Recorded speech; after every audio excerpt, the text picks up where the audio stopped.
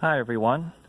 So this video I'm going to go over an update to the HopChop called the Mark IV compared to the previous one. So here's the Mark IV, here's the previous version, and why we went about doing this change, and is it, who really benefits from it. Overall, if you already have the previous version of the HopChop, there's really no need to purchase another guide. They are backwards compatible with the blade fixture, so you don't have to buy another blade fixture. If you do decide to buy another guide, you just have to buy the guide itself. And so let's get into the problem that I've noticed over the last 9 months or so. And so this is the previous version, right? So it's a smooth barrel. Is supposed to rotate inside the housing, inside the blade fixture, and it does that more or less. You can see this one is actually quite loose, and therein lies a little bit of an issue. If I try to see if I can see it, you can probably see it kind of wobble a little bit, right? So there's that little bit of wobble, and I actually have a couple of them here. So here's another one which I go in, and there's actually not, this one doesn't feel like there's a lot of wobble. You can probably see just a little bit of it, but in my hands I can tell you that it doesn't feel like it's wobbling at all. Here's another one, a lot of wobble. So you can see that the print precision, the accuracy of the blade fixture and the accuracy of the guide, can vary a little bit. And if depending on what you got, you might have one that's super loose, and and it kind of affects the accuracy of your cut, as you can imagine.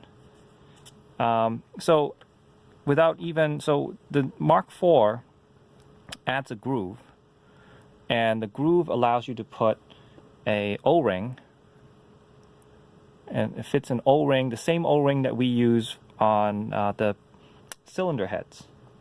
So any AEG with a cylinder on it, the cylinder head has an O-ring, and that's the same size O-ring. Now, if I do the same thing, this is a Mark IV with all of the blade fixtures that I have here, I can tell you this one, that's just a little bit of wobble here, still loose, right? But not as much wobble as this version here. And if I bring it over to this one, again, a little bit loose.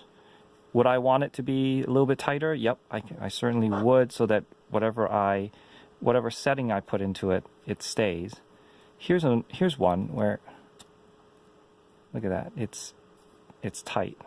There's no wobble whatsoever with this combination. So there's a little bit of a mix and match going on here, and nobody's going to print a whole bunch of these just to try to get the best fit. And here's a really good one. This one doesn't even fit, right? So this one just happens to be a little bit on the large side. This one is a little bit on the small side, which happens to work well with this feed guide, but this one doesn't fit, or you have to take a lot of material off of the outside in order for it to fit. So in the past, it was the hope that, you would just take out enough material until everything was snug. But that doesn't work if you already have something that's too loose and you have to build it up. So now the Mark IV has the option of allowing you to put an O-ring in here, and the O-ring gives you the ability to, here, I have one here that already has the O-ring on it. And once it snaps in, it's tight, and the O-ring keeps it centered, which is an important part, because if you just sort of offset it a little bit, you're adding an offset to your cut depth. So the O-ring brings us some of that advantage of keeping it centered between the blade fixture and the guide, and also a little bit of resistance, so when I set a particular depth, it stays, and when I feed my tubing, I don't have to worry about it moving on me. That's the That's the basic improvement of the Mark IV over the previous version.